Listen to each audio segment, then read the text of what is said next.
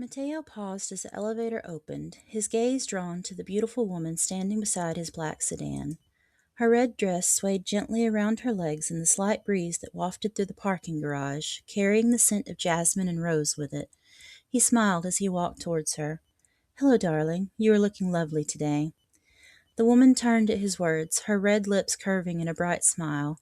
Her stormy gray eyes looked him up and down. "As are you," she chirped back. She stepped into his embrace and kissed his cheek. "Are we going somewhere special, Bree, or can I just take you home now?"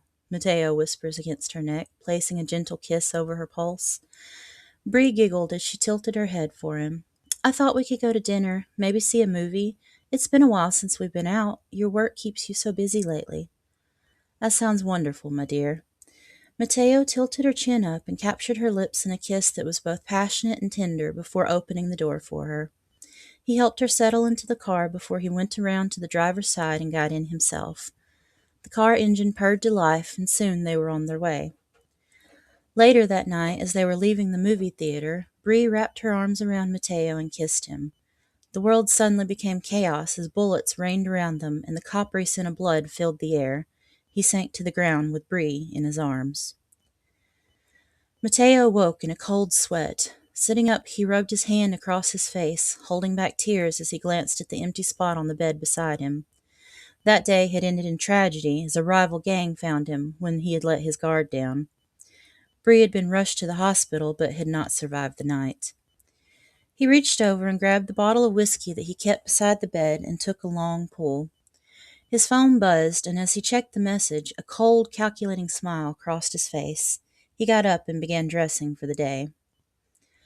A while later, Matteo strode into the abandoned warehouse that he conducts his less savory business in. His men lined the corridor awaiting orders. The scent of old chemicals and fresh blood greeted him, and there, in the middle of the room, was Enzo Moretti, an enforcer for one of his longtime rivals. Tied to a chair, the bruises forming on his face evidence that his men had already been at work. "I see you have been enjoying our hospitality." Matteo walked around in front of Enzo and smirked, adjusting his cufflinks as he observed the captive man. "All you have to do is give me the names that I want to know." "And then what? You'll kill me?" Enzo spit blood onto the floor between them. "I'm not that stupid." "Give me the names, and I promise I won't kill you." And everyone knows Matteo Giovanni is a man of his word. Matteo smiled coldly as he drew a knife from his belt.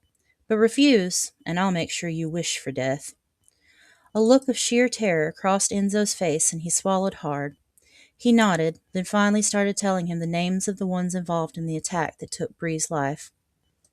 One of Matteo's men wrote them down, then began relaying the information to the others, knowing they were about to go to work. Matteo waited until Enzo was finished, then smiled once more. "Is that all of them?" The prisoner nodded. "You won't kill me now, right?" "I always keep my word." Enzo sagged against the ropes in relief, then immediately tensed as one of Matteo's men stepped forward with a Glock. "You said you wouldn't kill me." Enzo struggled against his binds as the man placed his finger on the trigger of the gun. "Yes, I said I wouldn't kill you. I said nothing about Vigo here." Matteo nodded at Vigo, then walked out the door. He smiled cruelly as the gunshot echoed through the warehouse. "Come on, boys. We've got work to do." His men fell in line behind him as he walked from the building, thoughts of revenge on his mind.